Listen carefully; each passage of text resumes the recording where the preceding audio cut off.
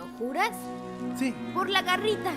Sí, está bien, por la garrita. Pero eso... Soy una marmota de palabra, así que vamos a ir con la segunda parte del video de Descartes. Acá no vas a ver ni una ni dos, sino 3 demostraciones de la existencia de Dios y cómo el filósofo vuelve a confiar en la realidad. Si no has visto la primera parte, te la dejo por acá arriba. De todas maneras, resumamos brevemente en dónde nos habíamos quedado.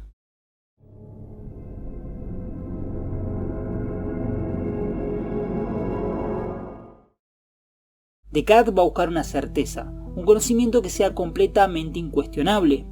Para ello va a utilizar un método llamado la duda metódica, que consiste básicamente en dudar de todo aquello que sea mínimamente cuestionable.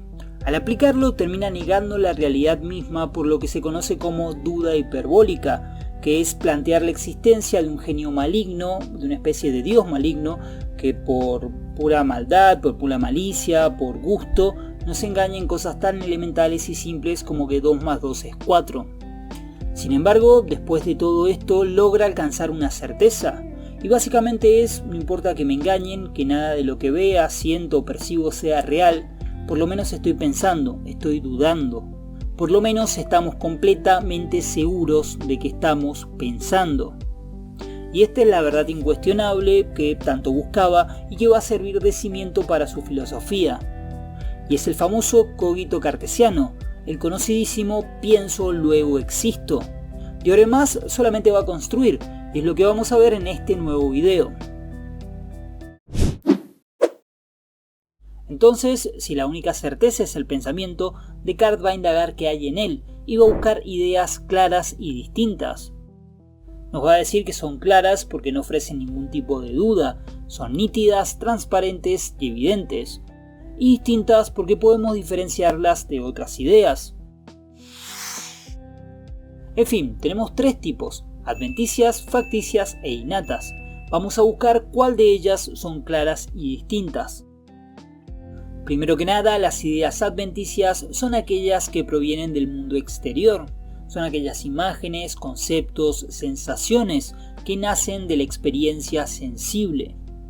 Vamos caminando y vemos a un perro y decimos, oh, eso es un perro. Sin embargo, como habíamos dicho, no podemos confiar en ellas porque pueden engañarnos. Puede que el perrito en realidad no sea lo que pensamos y sea esto.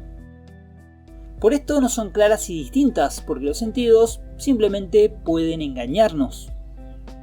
En segundo lugar, podemos encontrar a las ideas facticias, que surgen de nuestra imaginación y que son creaciones a partir de ideas previas. Por ejemplo, un perro cabra, el cual lo obtenemos combinando las ideas de perro y de cabra. Por provenir de ideas adventicias no podemos decir que son claras y distintas, porque de igual manera indirectamente provienen de los sentidos. Y finalmente las que van a ser más importantes para Descartes, las ideas innatas, que no provienen ni de los sentidos ni de la imaginación. No se encuentran en ningún lado, están en nosotros desde que nacimos, desde que comenzamos a existir, y estas sí van a ser claras y distintas. El filósofo nos va a decir que la idea que tenemos de Dios es innata. ¿Por qué? Porque la tenemos todos sabemos cómo es Dios. Y a su vez, dichas características no las podemos obtener de ningún lado, no las podemos obtener de la experiencia. Dios es infinito, eterno y perfecto. Y en el mundo o cualquier experiencia que podamos tener, siempre vamos a encontrar cosas que son imperfectas, que son perecederas y que son finitas. Entonces debemos preguntarnos de dónde obtuvimos estas ideas. Si no hay nada que podamos experimentar y que nos dé esta noción de Dios, ¿de dónde surgió? Para Descartes, estas ideas están en nosotros desde que existimos, desde que vinimos al mundo. No habría otra explicación. Según el filósofo, Dios al crearnos colocó esas ideas en nosotros como su firma. Y esta es la primera demostración de la existencia de Dios que nos va a dar. Si no podemos obtener la idea de perfección de ningún lado, entonces Dios la colocó en nosotros, por ello debe existir.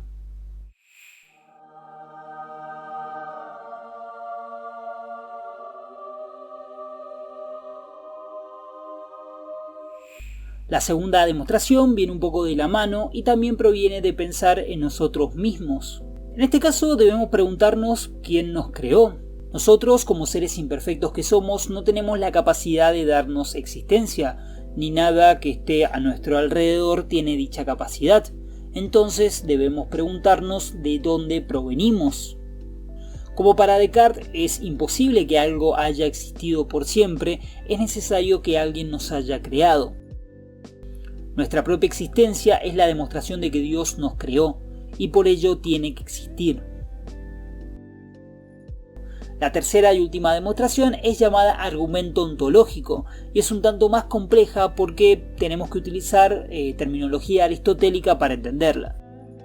Los entes son todas aquellas cosas que existen, todo lo que hay, y pueden tener tanto existencia real como imaginaria.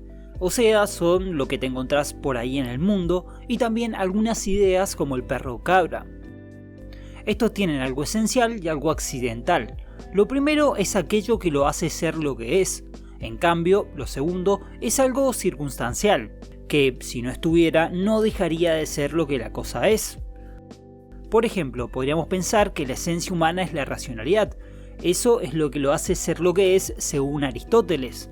Sin embargo, el color de piel, el tamaño, entre otras características, son accidentales, pueden variar. Ser bajo o ser alto no definen que seamos seres humanos. Nuestra capacidad racional sí o sí tenemos que tener esa característica. Sin embargo, la existencia no es algo esencial. Podemos pensar a un ser humano inexistente. Lo pensamos con todas aquellas características que lo definen como lo que es, y no sería necesario que exista, sería un ente imaginario. En cambio, en la esencia de Dios está la existencia. Al ser perfecto y la inexistencia ser imperfección, debe existir. Si no existiera, sería imperfecto y por lo tanto no sería Dios. Él no puede ser un ente imaginario, sí o sí tiene que ser un ente real por su esencia misma. Con estas demostraciones, Descartes va a sumar otro tipo de sustancia más. En el video anterior habíamos dicho que para él está la res cogitans o la sustancia pensante, que sería básicamente lo que somos nosotros. Luego una res extensa, que sería todo lo sensible, todo lo extenso, todo lo material. Y ahora finalmente va a agregar una res infinita, una cosa infinita, que sería básicamente Dios, que es perfección. Mientras vemos un par de memes, llegó el momento de pedirte que te suscribas al canal y actives la campana y le pongas un me gusta de paso, y también que me comentes qué pensás de los argumentos que dio Descartes. Sin mucho más, sigamos.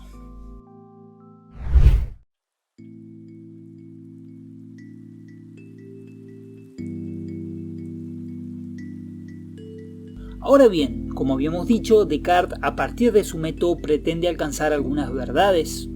Estas ideas claras y distintas son por un lado Dios y por otro el yo pensante que justificó a partir del pienso luego existo.